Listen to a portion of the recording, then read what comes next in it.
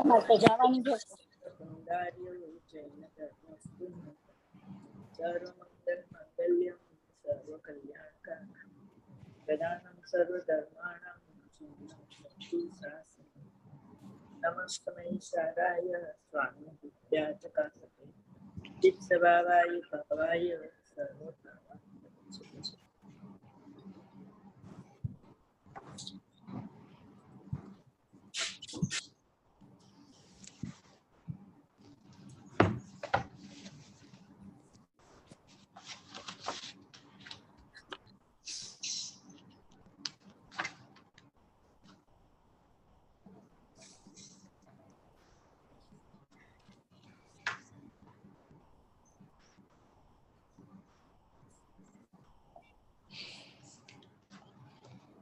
તમે ઓલું વાંચો છો બેન પરમાત્મા પ્રકાશનું?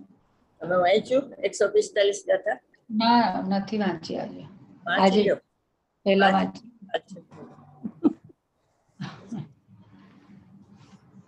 નાયક સ્વરૂપ પ્રકાશન, પ્રવચન 10, પેજ નંબર 122, ડેટ 22/4/21. હવે પ્રશ્ન ઉપજે છે કે એવો શુદ્ધાત્મા કોણ છે? શુદ્ધાત્મા તો છે, આપ કહેવા માંગો છો એ તમારા જ્ઞાનમાં આવી ગયો છે. અમારા જ્ઞાનમાં આવ્યો નથી શુદ્ધાત્મા. એવા શુદ્ધાત્માનું સ્વરૂપ કેવું છે કે જેને જાણવો જોઈએ, અનુભવવો જોઈએ, એનો અનુભવ કેમ થાય? એ બે પ્રશ્ન શિષ્ય મૂક્યા. શુદ્ધાત્માની વાત કરતા પહેલા ધડાકે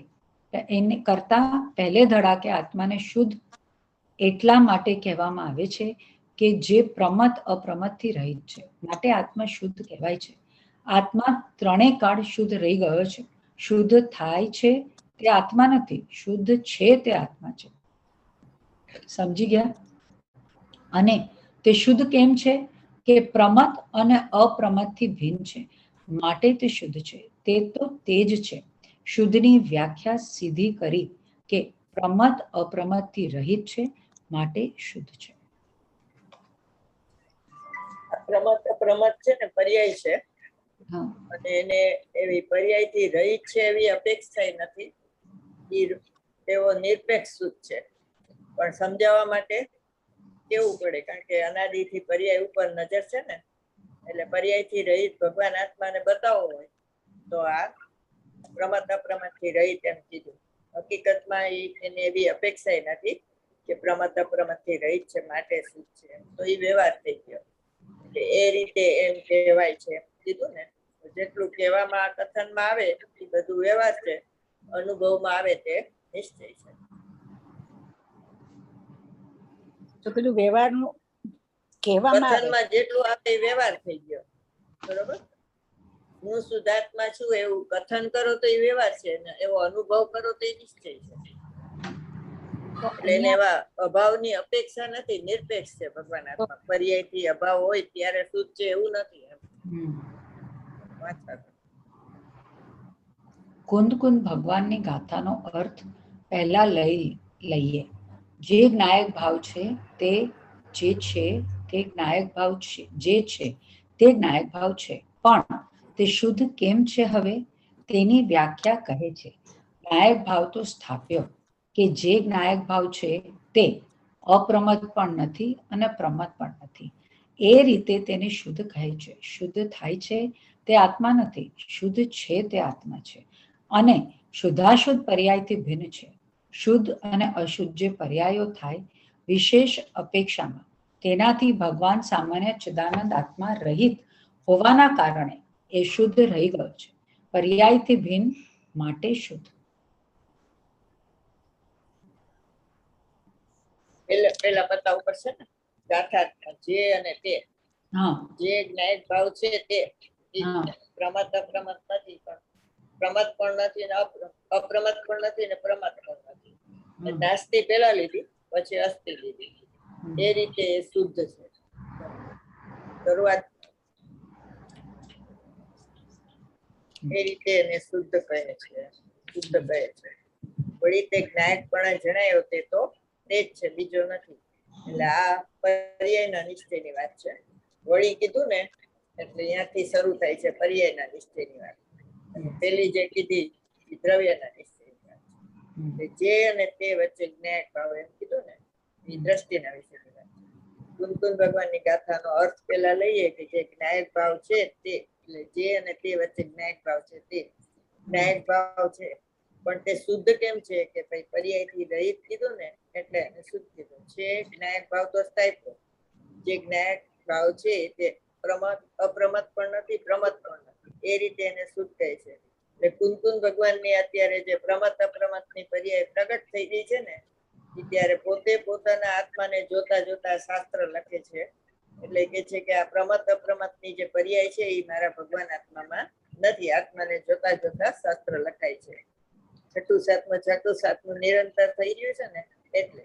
અને પછી અપ્રતિબુદ્ધ ને પ્રતિબુદ્ધ થવા માટે લખ્યું હોય તો 14 ગુણસ્થાન લઈ લેવાના. 1 થી 6 છે એ પ્રમતના અને 7 થી 14 છે એ અપ્રમતના છે. એનાથી ભગવાન આત્મા રહી છે એમ કે છે. એ રીતે એને શુદ્ધ કહે છે. શુદ્ધ થાય છે તે આત્મા નથી. એટલે પ્રગટ થાય છે તે પરદ્રવ્ય, પ્રગટ છે તે સ્વદ્રવ્ય. પ્રગટ શુદ્ધ પર્યાય અશુદ્ધ હતી ને શુદ્ધ થઈ તો એમાં શુદ્ધ થાય છે એમાં હું પણ કરો તો અશુદ્ધ છે એમાં પણ હું પણ આવી જાય. જ્યારે ભગવાન આત્મા અનાદિ અનંત શુદ્ધ છે. એટલે શુદ્ધ અશુદ્ધ ને શુદ્ધ એ બે પર્યાયથી રહિત ભગવાન આત્મા છે. અશુદ્ધ પર્યાય બરોબર, એમાં પ્રમત ને આવી ગયા ને એ પ્રમત ના શુભાશુભ ભાવ આવે અશુદ્ધ પર્યાય, અને એના અભાવ પૂર્વક પ્રમત અપ્રમત દશા પ્રગટે છે. એટલે એ પરદ્રવ્યમાં જાય છે. બરોબર. અને ભગવાન આત્મા અનાદિ અનંત શુભાશુભ ભાવથી રહિત હોવાથી અનાદિ અનંત છે.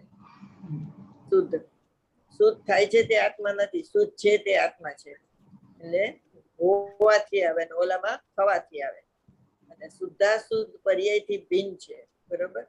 શુદ્ધ પર્યાય કહેતા સમર નિજરા મોક્ષ, અને અશુદ્ધ પર્યાય કહેતા પુણ્ય પાપ આશ્રવ બંધ અજીવ બધું ઈ પર્યાય આવે. શુદ્ધ અને અશુદ્ધ જે પર્યાયો છે વિશેષ અપેક્ષામાં છે. એટલે આત્મા ને અકર્તા કીધો ને તો પછી અન્ય મત વાળા છે ને એને સર્વથા અકર્તા માને છે. તો સર્વથા અકર્તા નથી, વિશેષ અપેક્ષા એ કરતા થાય છે. કારણ કે પોતે જયારે ભગવાન આત્માને નથી જોતો તો રાગાદી નો કરતા થાય છે. અને પછી ભગવાન આત્માને જોવે તો વિશેષ અપેક્ષા એ અકર્તા થાય છે. બરોબર. એટલે વિશેષ અપેક્ષા લેવાનું. સર્વથા ત્રિકાળી ધ્રુવ ભગવાન આત્મા સર્વથા અકર્તા છે, પણ એને વિશેષ અપેક્ષા એ કરતા પણ સમજ કરવું, અને વિશેષ અપેક્ષા એ અકર્તા થાય છે એમ સમજ કરવું. કારણ કે દ્રવ્ય પર્યાય સ્વરૂપ વસ્તુ છે. એટલે ત્રિકાળીની સ્થાપના કરી તો એમાં સર્વથા આવે તો પછી પર્યાયનું પડખું ઉડાડી દો તો જ્ઞાનનું પડખું ઉડે તો જ્ઞાન ખોટું તો શ્રદ્ધા ખોટી થઈ જાય. બરોબર. વિશેષ અપેક્ષા એ વિશેષ એટલે શું? પર્યાય છે. સામાન્ય એટલે દ્રવ્ય. જ્યાં વિવિક્ષાનો અભાવ હોય એને સામાન્ય કહેવાય, વિવિક્ષાનો સદભાવ હોય એને વિશેષ કહેવાય. વિવિક્ષાના અભાવને સામાન્ય કહેવાય, વિવિક્ષાના સદભાવને સામાન્ય. આ ક્યાં વાત આવે છે? વિશેષ અપેક્ષા એ કરતા કેવો ને વિશેષ અપેક્ષા એ અકર્તા કેવો, એ વાત ક્યાં આવે છે? સામાન્ય વિશેષ સામાન્ય નિશ્ચય ચાર બંધન LBH કીધું તું લનભાઈ, આજ પાછું ભૂલી જાવ છો. LBH તો યાદ રાખો બધા. 500 પત્તું કાઢો. હા હા, 500 પત્તું. વિશેષ અપેક્ષા એ કરતા થાય. હા હા હા, એ તો એનું વાંચ્યું એ છે 2-3 વાર. લઈ આવો. ફરીથી યાદ કરીને વાંચું. ભૂલી ગયા એટલે વાંચવું પડે.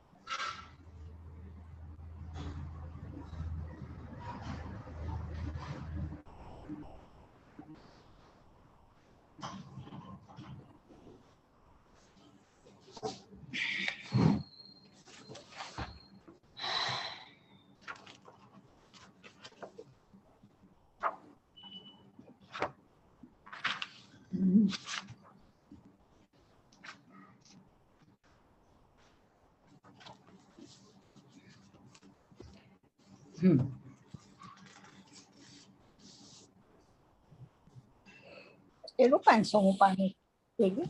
487 એમાં છે એ 500મું. આપણે મૂળ શાસ્ત્રમાં ને હા, એટલે બેન જે 500મું પત્તું કે છે ને એ આ તમારી ને મારી પુસ્તકમાં 343 થી ગાથા છે ને એના પછીના પાવન છે ને. માટે જ્ઞાયક ભાવ સામાન્ય અપેક્ષાએ જ્ઞાન સ્વભાવે અવસ્થિત હોવા છતાં કર્મથી ઉત્પન્ન થતા મિથ્યાત્વ આદિ ભાવોના જ્ઞાન સમયે અનાદિકાળથી જ્ઞેય અને જ્ઞાનના ભેદ વિજ્ઞાનથી શૂન્ય હોવાને લીધે પરને આત્મા તરીકે જાણતો એવો તે જ્ઞાયક ભાવ વિશેષ અપેક્ષાએ જ્ઞાન સ્વરૂપ જ્ઞાન પરિણમનને કરતો હોવાથી અજ્ઞાન રૂપ એવું જે જ્ઞાનનું પરિણમન તેને કરતો હોવાથી તેને કર્તાપણું સંમત કરવું, અર્થાત તે કર્તા છે એમ સ્વીકારવું, તે ત્યાં સુધી કે જ્યાં સુધી ભેદ વિજ્ઞાનના આદિથી જ્ઞેય અને જ્ઞાનના ભેદ વિજ્ઞાનથી પૂર્ણ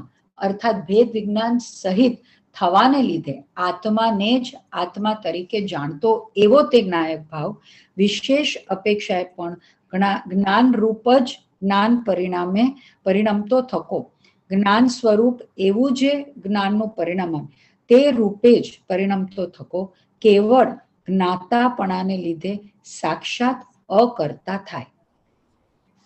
અને પછી આગળ ભાવાર્થનો લાસ્ટ પેરેગ્રાફ ને આત્મા સામાન્ય અપેક્ષાએ તો જ્ઞાન સ્વભાવે સ્થિત છે, પરંતુ મિથ્યાત્વ આદિ ભાવોને જાણતી વખતે અનાદિકાળથી જ્ઞેય અને જ્ઞાનના ભેદ વિજ્ઞાનના અભાવને લીધે જ્ઞેય રૂપ મિથ્યાત્વ આદિ ભાવોને આત્મા તરીકે જાણે છે. તેથી એ રીતે વિશેષ અપેક્ષાએ અજ્ઞાન રૂપ જ્ઞાન પરિણામને કરતો હોવાથી કરતા છે.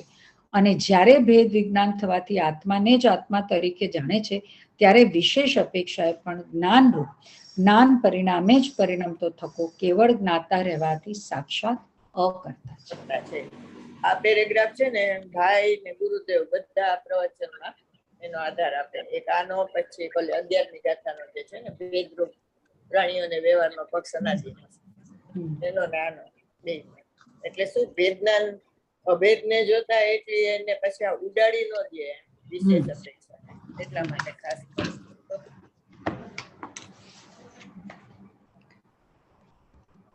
પહેલા જ્ઞાયક ભાવ છે એમ કહ્યું. હવે એ શુદ્ધ કેવો છે કહેવાનો આશય તો શુદ્ધ છે એમ કેવું છે. એનું કારણ આપ્યું કે શુદ્ધ શા માટે છે કે પ્રમત ને અપ્રમત, શુદ્ધ પર્યાય ને શુદ્ધ, અશુદ્ધ પર્યાય ને શુદ્ધ પર્યાય એ બે થી રહિત છે. પર સમય અને સ્વ સમયથી આત્મા રહિત છે. સ્વ સમય પણ આત્મા નથી અને પર સમય પણ આત્મા નથી. એ બે પ્રકારના પરિણામથી આત્મા ભિન્ન છે. માટે અમે આત્માને શુદ્ધ કહીએ છીએ. શુદ્ધ કથાય એટલે શુદ્ધ કહેવામાં આવે છે એવું સ્વરૂપ છે. બીજી ગાથામાં છે ને પર સમય ને સ્વ સમયથી આત્મા રહિત છે એમ આવે છે. તો કુંકુંદ ભગવાને આટલું જ કીધું. અમરચંદ્રાચાર્ય એમાંથી અનાદિ અનંત જ્ઞેય સમય નામનો પદાર્થ કાઢ્યો અને ઈ નિરૂપાધિ સ્વરૂપ છે અને સ્વ સમય ને પર સમય ઈ ઉપાધિ સ્વરૂપ છે. એટલે આ પર સમય ને સ્વ સમય બે પરિણામી દ્રવ્યની વાત અને સમય છે એ પરિણામી દ્રવ્યની વાત. અને સમય સાર કયો તો એ ત્રિકાળી ધ્રુવ ભગવાન બરોબર. એટલે એ ત્રિકાળી ધ્રુવ ભગવાન આત્મામાં આ બે નથી, પર સમય ને સ્વ સમય નથી, સમય નથી.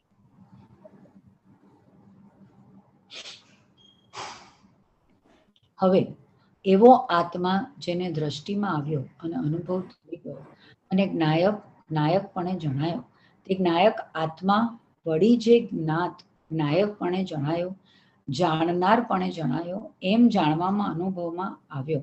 તે સર્વ અવસ્થામાં હું જાણનાર છું એમ જણાયા કરે છે. કોઈ પણ અવસ્થા ભજો બહારની પણ જ્ઞાયકપણે જણાયો એમ જણાશે નહીં.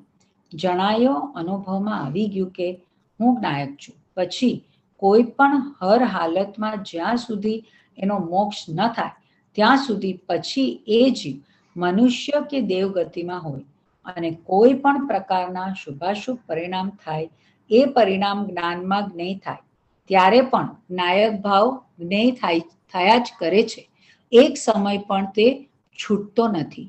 તે તો તે જ છે, બીજો કોઈ નથી એમ. અજ્ઞાનની પર્યાયના નિશ્ચયની વાત કરી.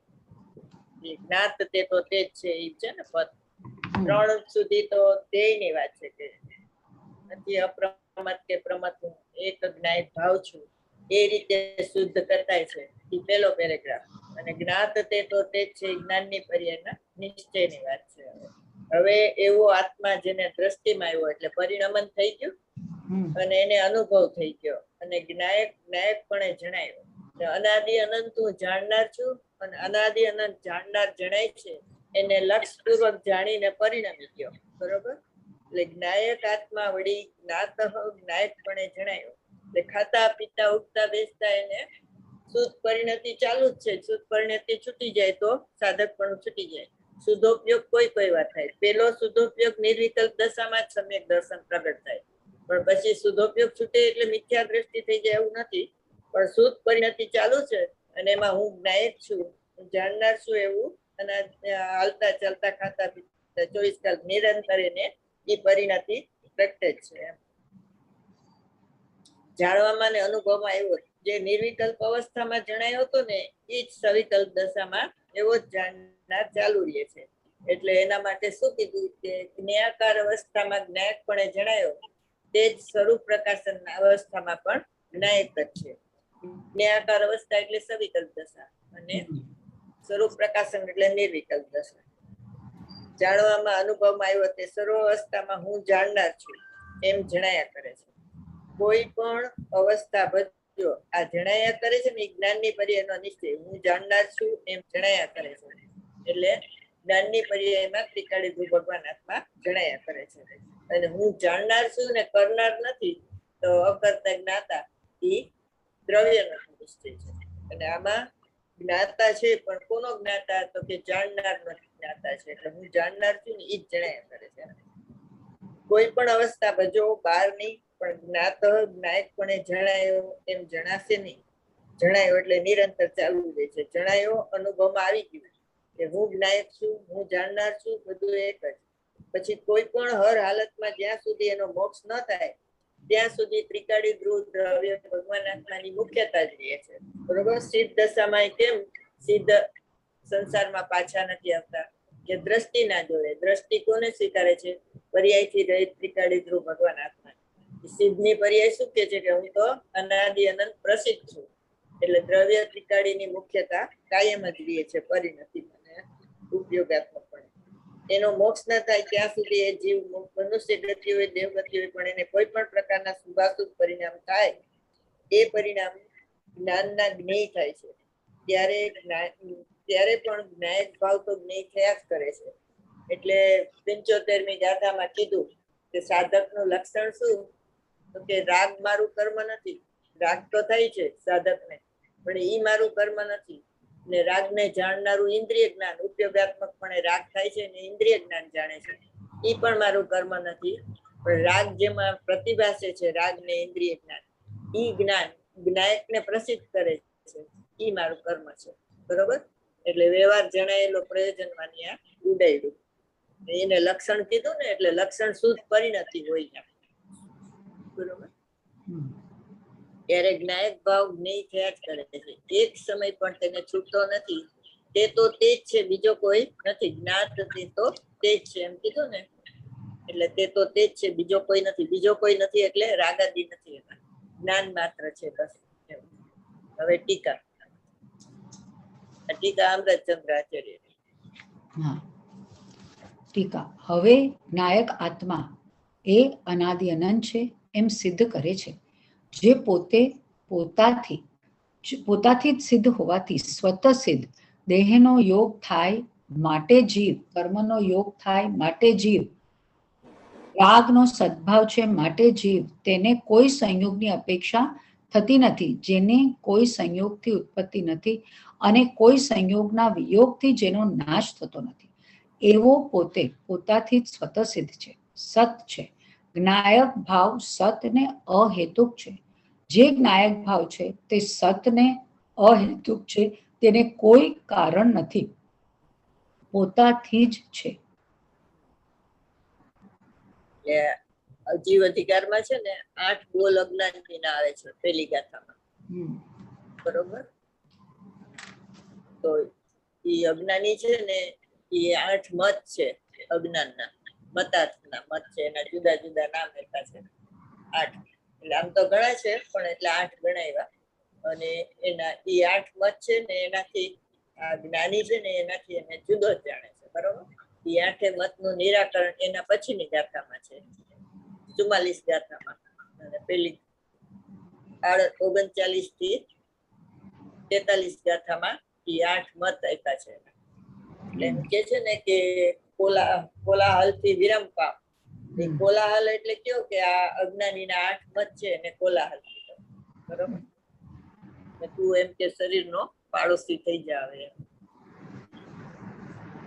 રાગનો સદભાવ છે માટે જીવ માને છે, કોઈ સંયોગની અપેક્ષા એને માને છે, પણ એવું કોઈ છે નહીં. કર્મનો યોગ માને, દેહનો યોગ, દેહ છે તો જ આત્મા છે એમ માને, કર્મ છે તો જ આત્મા છે એમ માને, ને રાગ છે તે જ આત્મા છે એમ માને.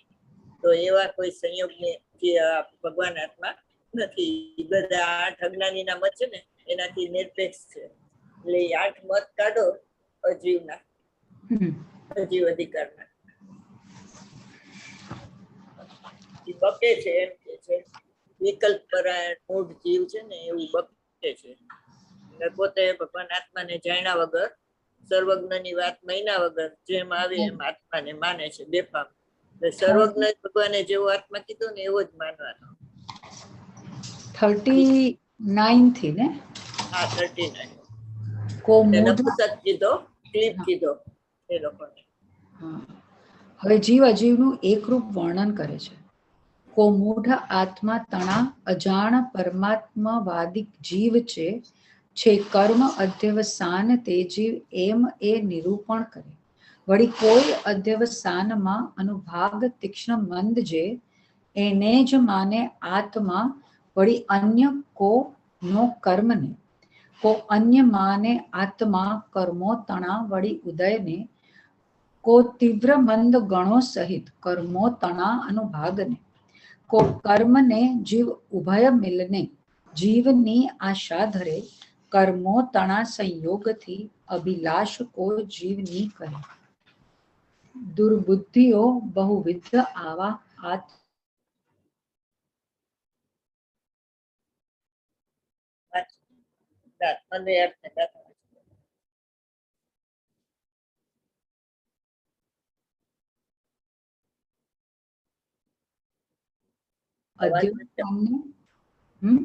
અવાજ નથી, વાંચો હવે. આત્માને નહીં જાણતા થકા પરને આત્મા કહેનારા કોઈ મૂઢ મોહી અજ્ઞાની તો અધ્યવસાનને અને કોઈ કર્મને જીવ કહે છે. બીજા કોઈ અધ્યવસાનોમાં તીવ્ર મન અનુભાગગતને જીવ માને છે અને બીજા કોઈ નો કર્મને જીવ માને છે. અન્ય કોઈ કર્મના ઉદયને જીવ માને છે. કોઈ તીવ્ર મંદપણારૂપ ગુણોથી ભેદને પ્રાપ્ત થાય છે તે જીવ છે એમ કર્મના અનુભાગને જીવ ઈચ્છે છે, માને છે. કોઈ જીવ અને કર્મ બંને મળેલાને જ જીવ માને છે અને અન્ય કોઈ કર્મના સંયોગથી જ જીવ માને છે. આ પ્રકારના તથા અન્ય પણ ઘણા પ્રકારના દુર્બુદ્ધિઓ, મિથ્યા દ્રષ્ટિઓ પરને આત્મા કહે છે. તેમને નિશ્ચયવાદીઓ, સત્યાર્થવાદીઓ, પરમાર્થવાદી સત્યાર્થ કહેનારા કયા નથી. ટીકા: આ જગતમાં આત્માનું અસાધારણ લક્ષણ નહીં જાણવાને લીધે નપુંસકપણે અત્યંત વિમૂઢ થયા થકા તાત્વિક ની ગાથા છે ને ક્લીબની 2 ગાથા આવે છે, એક પુણ્ય પાપ અધિકારમાં ને કામાં. એટલે યાદ રાખજો, પહેલી જ લીટીમાં ક્લીબ લખ્યું છે જુઓ. ય ખલુ તદ અસાધારણ લક્ષણ ક્લીબ અત્યંત વિમૂઢા. અત્યંત વિમૂઢ છે કે જેને આત્માનું અસાધારણ લક્ષણ નથી જાણતા, બરોબર? જે આ 6ઠી ગાથામાં છે ને અસાધારણ લક્ષણમાં કાળ અપેક્ષા એ તો અનાદિ અનંત ને નિત્ય ઉદ્યોત રૂપ કીધું, પણ સ્પષ્ટ પ્રકાશમાન જ્યોતિ છે ને એ એનું અસાધારણ છે. બરોબર, એને એ જાણતો નથી એટલે આવો બકે છે એમ કે છે. આ જગતમાં આત્માનું અસાધારણ લક્ષણ નહીં જાણવાને લીધે નપુંસકપણે અત્યંત વિમુખ થયા થકા તાત્વિક પરમાર્થભૂત આત્માને નહીં જાણતા એવા ઘણા અજ્ઞાની જનો બહુ પ્રકારને પરને પણ આત્મા કહે છે, બકે છે. કોઈ તો એમ કહે છે કે સ્વાભાવિક અર્થાત સ્વયમે ઉત્પન્ન થયેલા રાગ દ્વેષ વડે મળેલું જ અધ્યવસાન અર્થાત મિથ્યા અભિપ્રાય સહિત વિભાવ પરિણામ તે જ જીવ છે. કારણ કે જેમ કાળાપણાથી અન્ય જુદો કોઈ કોલસો જોવામાં આવતો નથી, તેમ એવા અધ્યવસાનથી જુદો અન્ય કોઈ આત્મા જોવામાં આવતો નથી. એક કોઈ કહે છે કે અનાદિ જેનો અપૂર્વ અવયવ છે અને અનંત જેનો ભવિષ્યનો અવયવ છે, એવી જે એક સંસરણ રૂપ ભ્રમણ રૂપ ક્રિયા તે રૂપે ક્રીડા કરતું જે કર્મ તે જ જીવ છે. કારણ કે કર્મથી અન્ય જુદો કોઈ જીવ જોવામાં આવતો નથી. કોઈ કહે છે કે તીવ્ર મંદ અનુભવથી ભેદરૂપ થતા દુરંત જેનો અંત દૂર છેવા રાગરૂપ રસથી ભરેલા અધ્યવસાનોની જે સંતતિ પરિપાટી તે જ જીવ છે. કારણ કે તેનાથી અન્ય જુદો કોઈ જીવ દેખવામાં આવતો નથી. કોઈ કહે છે કે નવી ને પુરાની અવસ્થા ઇત્યાદિ ભાવે પ્રવૃત્ત જે નો કર્મ તે જ જીવ છે. કારણ કે શરીરથી અન્ય જુદો કોઈ જીવ જોવામાં આવતો નથી. કોઈ એમ કહે છે કે સમસ્ત લોકને પુણ્ય પાપરૂપ વ્યાપતો જે કર્મનો વિપાક તે જ જીવ છે. કારણ કે શુભાશુભ ભાવથી અન્ય જુદા કોઈ જીવ જોવામાં આવતો નથી. કોઈ કહે છે કે સાતા અસાતા રૂપે વ્યાપ્ત જે સમસ્ત તીવ્ર મંદત્વ ગુણો તે વડે ભેદરૂપ થતો જે કર્મનો અનુભવ તે જ જીવ છે. કારણ કે સુખ દુઃખથી અન્ય જુદો કોઈ જીવ દેખવામાં આવતો નથી. છઠ્ઠું, કોઈ કહે છે કે શિખંડની જેમ ઉભયરૂપ મળેલા જે આત્મા અને કર્મ તે બંને મળેલા જ જીવ છે. કારણ કે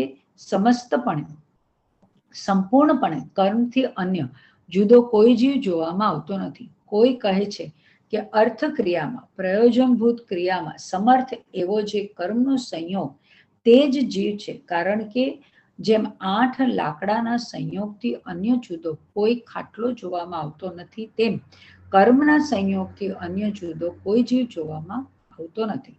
8 લાકડા મળી ખાટલો થયો, અત્યારે અર્થક્રિયામાં સમર્થ થયો, એ રીતે અહીં પણ જાણો 8. આ પ્રમાણે 8 પ્રકાર તો આ કયા અને એવા અન્ય પણ અનેક પ્રકારના દુર્બુદ્ધિઓ અનેક પ્રકારે પરને આત્મા કહે છે, પરંતુ તેમને પરમાર્થના જાણનારાઓ સત્યાર્થવાદી કહેતા નથી.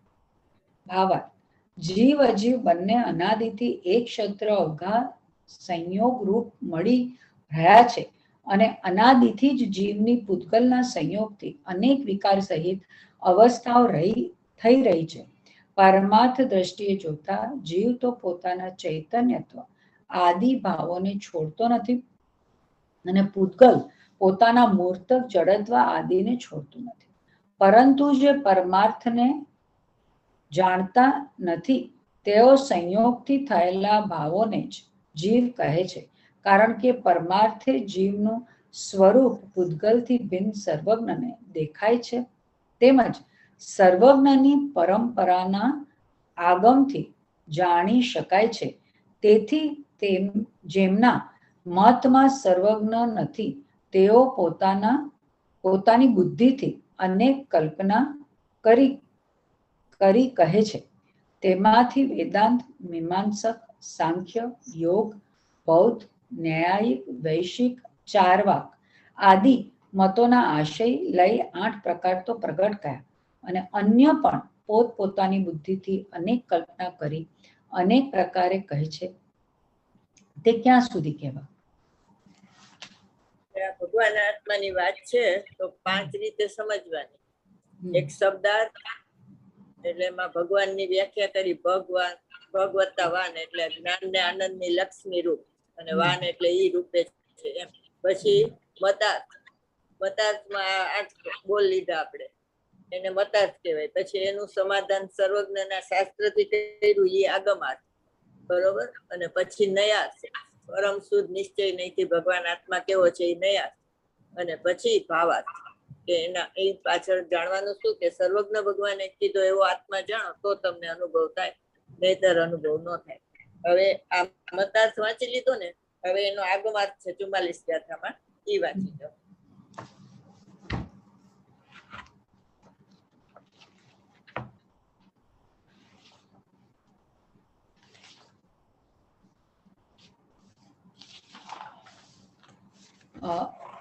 ઉદ્ગલ તણા પરિણામથી નિપજેલ સર્વે ભાવ આ સહુ કેવડી જીન ભાખિયા તે જીવ કેમ કહો ભલા.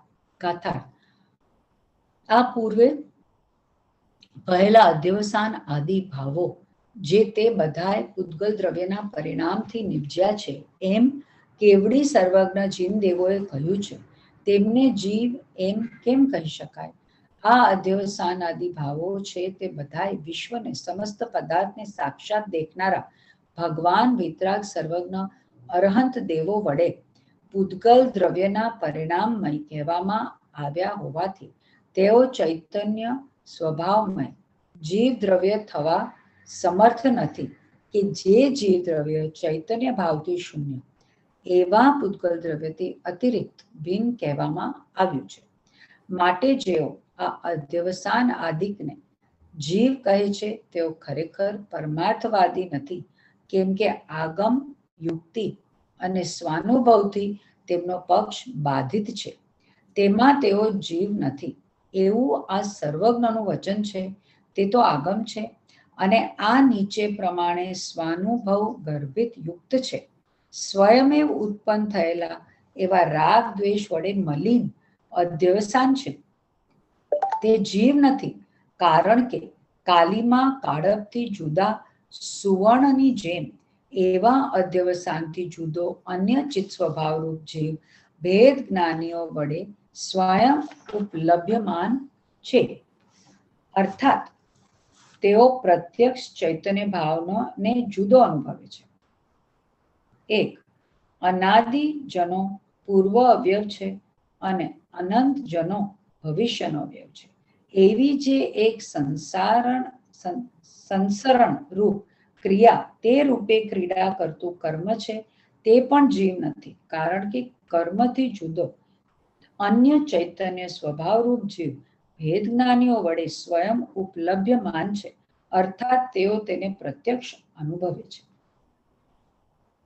તીવ્ર મંદ અનુભવથી ભેદરૂપ થતા દુરંત રાગ રસથી ભરેલા અધ્યવસાનોની સંતતિ પણ જીવ નથી, કારણ કે તે સંતતિથી અન્ય જુદા ચૈતન્ય સ્વભાવરૂપ જીવ ભેદ જ્ઞાનીઓ વડે સ્વયં ઉપલભ્યમાન છે, અર્થાત તેઓ તેને પ્રત્યક્ષ અનુભવે છે. નવી પુરાની અવસ્થા અધિકના ભેદથી પ્રવર્તું જે નો કર્મ તે પણ જીવ નથી, કારણ કે શરીરથી અન્ય જુદો ચૈતન્ય સ્વભાવરૂપ જીવ ભેદ જ્ઞાનીઓ વડે સ્વયં ઉપલભ્યમાન છે, અર્થાત તેઓ તેને પ્રત્યક્ષ અનુભવે છે. સમસ્ત જગતને પુણ્ય પાપ રૂપે વ્યાપ્ત તો કર્મનો વિપાક છે તે પણ જીવ નથી, કારણ કે શુભાશુભ ભાવથી અન્ય જુદો ચૈતન્ય સ્વભાવરૂપ જીવ ભેદ જ્ઞાનીઓ વડે સ્વયં ઉપલભ્યમાન છે, અર્થાત તેઓ પોતે તેને પ્રત્યક્ષ અનુભવે છે. 5 શાતા અસાતા રૂપે વ્યાપ્ત જે સમસ્ત તીવ્ર મનપણારૂપ ગુણો તે વડે ભેદરૂપ થતો જે કર્મનો અનુભવ તે પણ જીવ નથી, કારણ કે સુખ દુઃખથી જુદો અન્ય ચૈતન્ય સ્વભાવરૂપ જીવ ભેદ જ્ઞાનીઓ વડે સ્વયં ઉપલભ્યમાન છે, અર્થાત તેઓ પોતે તેને પ્રત્યક્ષ અનુભવે છે. 6 શિખંડની જેમ ઉભયાત્મકપણે મળેલા જે આત્મા અને કર્મ એ બંનેને મળેલા પણ જીવ નથી, કારણ કે સમસ્તપણે સંપૂર્ણપણે કર્મથી જુદો અન્ય ચૈતન્ય સ્વભાવરૂપ જીવ ભેદ જ્ઞાનીઓ વડે સ્વયં ઉપલબ્ધમાન છે, અર્થાત તેઓ પોતે તેને પ્રત્યક્ષ અનુભવે છે. 7. અર્થ ક્રિયામાં સમર્થ એવો જે કર્મનો સંયોગ તે પણ જીવ નથી, કારણ કે 8 કાષ્ટના સંયોગથી ખાટલાથી જુદો જે ખાટલામાં સોનારો પુરુષ, તેની જેમ કર્મ સંયોગથી જુદો અન્ય ચૈતન્ય સ્વભાવરૂપ જીવ ભેદ જ્ઞાનીઓ વડે સ્વયં ઉપલબ્ધમાન છે, અર્થાત તેઓ પોતે તેને પ્રત્યક્ષ અનુભવે છે. 8. આ જ રીતે અન્ય કોઈ બીજા પ્રકારે કહે ત્યાં આ જ યુક્તિ જાણવી. ભાવાર્થ: ચૈતન્ય સ્વભાવરૂપ જીવ યુક્તિ અનુમાનના અનુભવથી આ સિદ્ધ થાય છે. કોઈ બી મતાર્થ હોય ને તો આગમ યુક્તિ અનુમાનના અનુભવથી સિદ્ધ થાય. સર્વજ્ઞનું વચન છે આગમ એટલે. યુક્તિ એટલે તર્ક, ન્યાય આપે સ્વાનુભવ.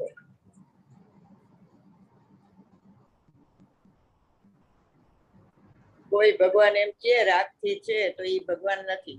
કોઈ શાસ્ત્ર એમ કે રાગથી લાભ થાય તો એ શાસ્ત્ર નથી ભગવાનનું. અને કોઈ ગુરુ એમ કે રાગથી લાભ થાય તો એ સાચા ગુરુ નથી.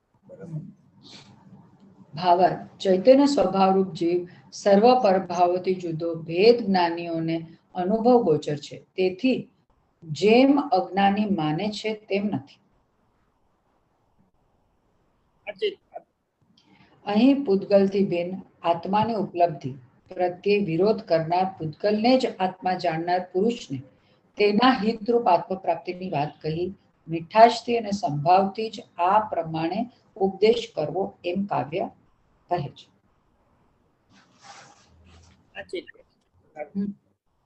થઈ ગયું એનું કાવ્ય શ્લોકાર્થ. કળશ છે ને અગત્યનું 34. શ્લોકાર્થ: હે ભવ્ય, તને બીજો નકામો કોલાહલ કરવાથી શો લાભ? 8 બોલ આપ્યા ને એ કોલાહલ છે. હા, તો એને કરવાથી શું લાભ? કે એ કોલાહલથી તું વિરક્ત થા અને એ ચૈતન્ય માત્ર વસ્તુને પોતે નિશ્ચળ લીન થઈ દે.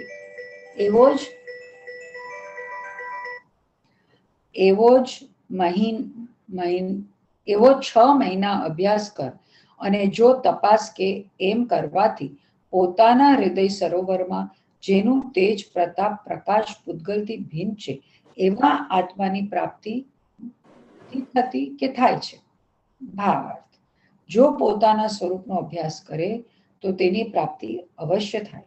જો પર વસ્તુ હોય તો તેની તો પ્રાપ્તિ ન થાય.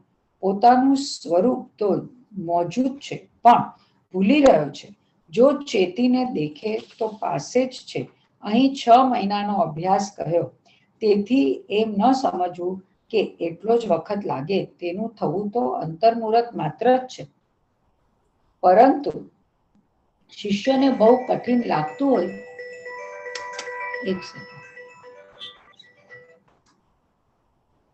કાકી, હું ક્લાસમાં છું, કામ છે કઈ. પરંતુ શિષ્યને બહુ કઠિન લાગતું હોય તો તેનો નિષેધ કર્યો છે. જો સમજવામાં બહુ કાળ લાગે તો 6 મહિનાથી અધિક નહીં લાગે. તેથી અન્ય નિષ્પ્રયોજન કોલાહલ છોડી આમાં લાગવાથી જલ્દી સ્વરૂપની પ્રાપ્તિ થશે એવો ઉપદેશ છે.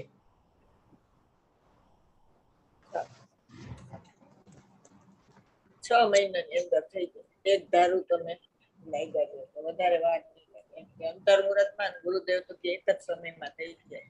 એટલે મિથ્યાત્વ પછી એટલે આ 6 મહિનાની જે વાત કરે છે એ પુરુષાર્થની, એ ભેદ જ્ઞાન પ્રમાદી માટે છે. પ્રમાદી માટે 6 મહિના. હા, એટલે એનો પુરુષાર્થ ભેદ જ્ઞાન એમ. હા, 6 મહિના લગાતાર ભગવાન આત્મા ઉપર લક્ષ રાખીશ ને તો તને અનુભવ થઈ જશે. બીજો કોલાહલમાં ન રખાય.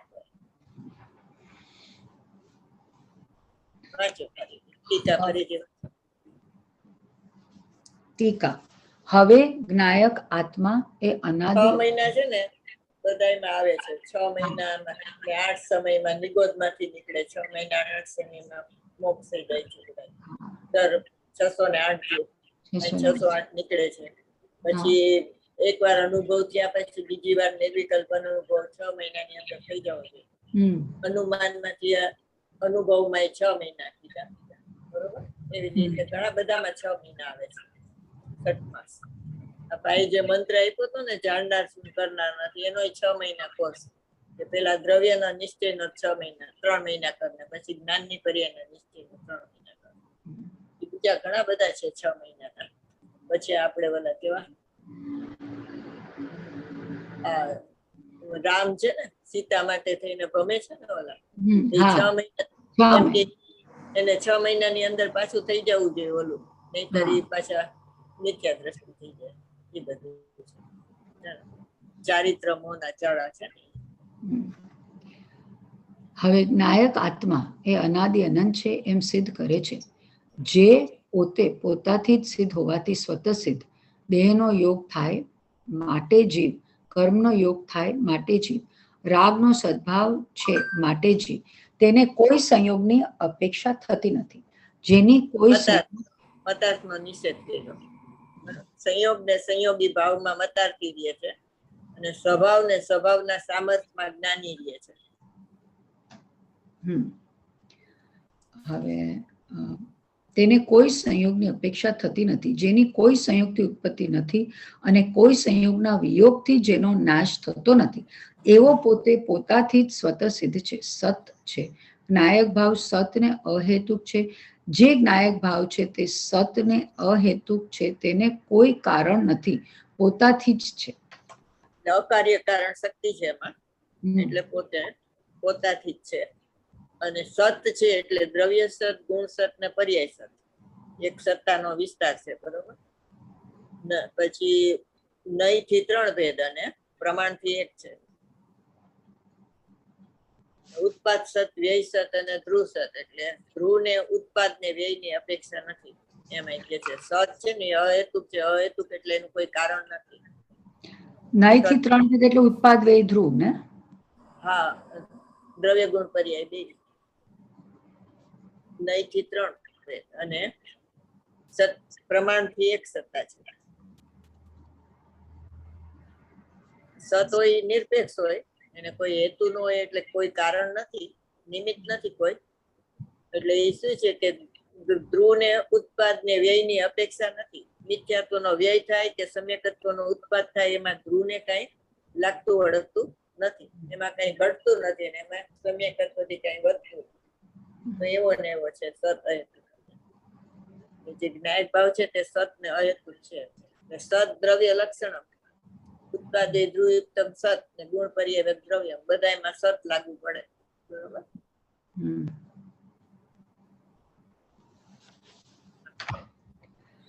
હોવાથી શબ્દ છે, થવાથી નથી.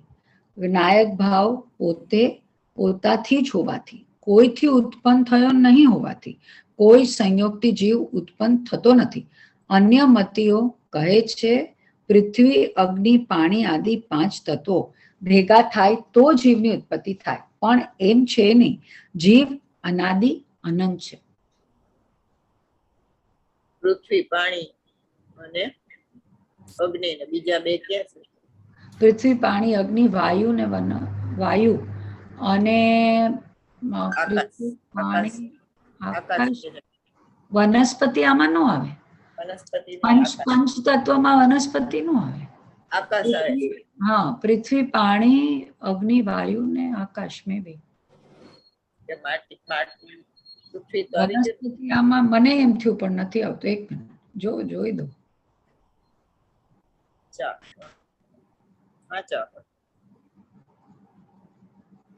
પંચતત્વ જોઉં છું. આકાશ, પૃથ્વી, પાણી, અગ્નિ, વાયુ ને આકાશ. હવે તો બધું ગૂગલ આપણને જવાબ આપી દે ને, જે ગૂગલ જોઈ લેવા.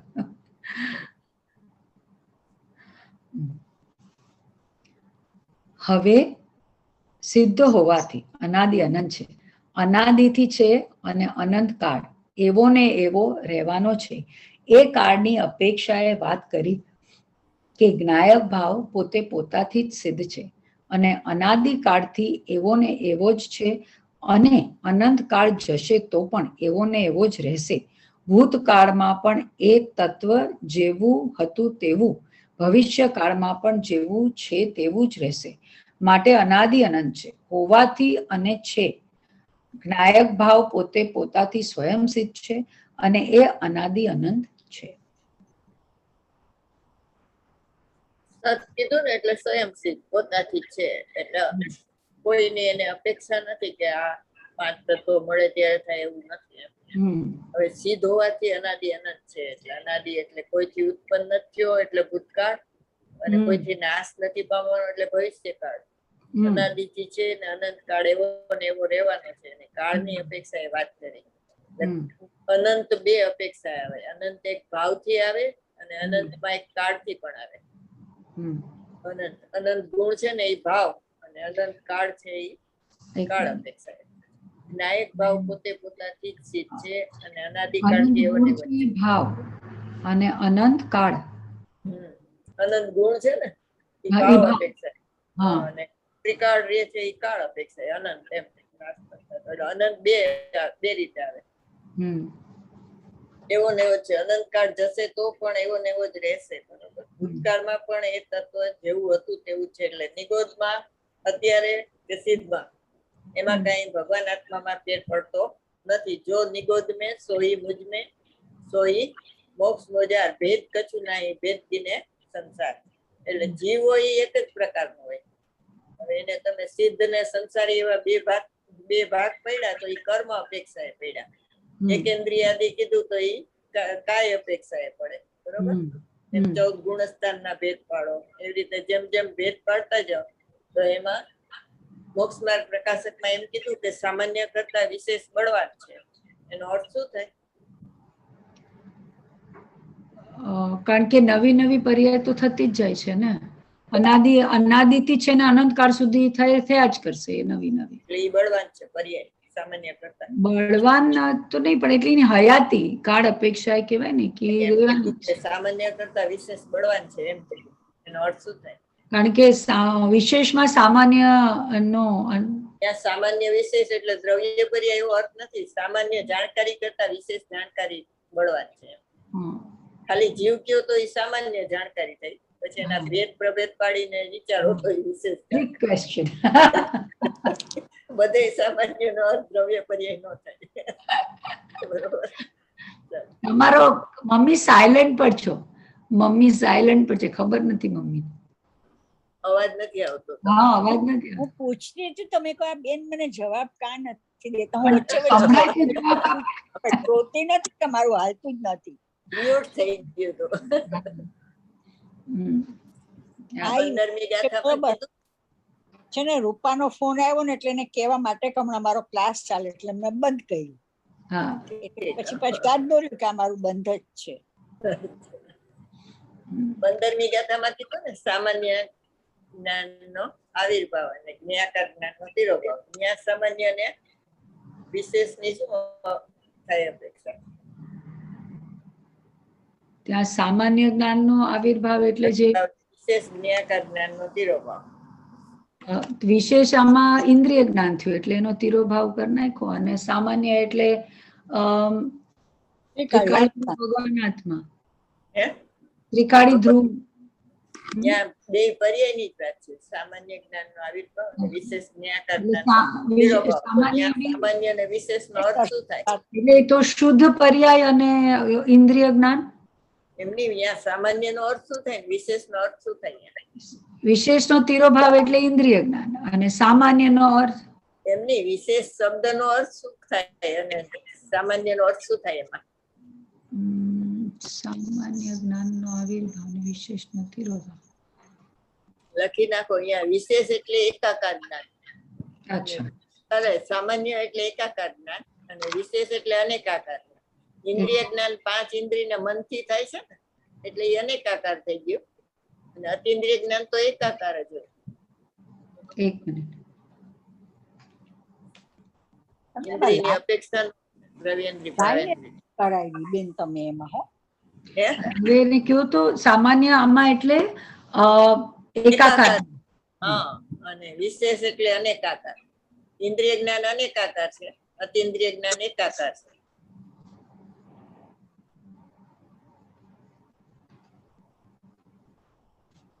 આમાં તો બધું ખીચડી જેવું છો.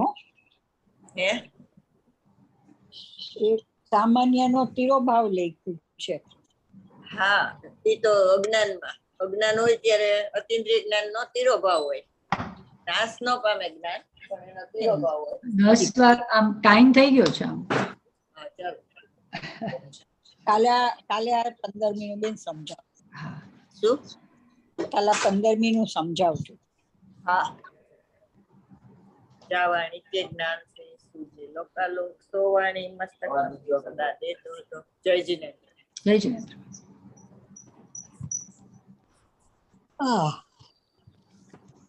સવારે જ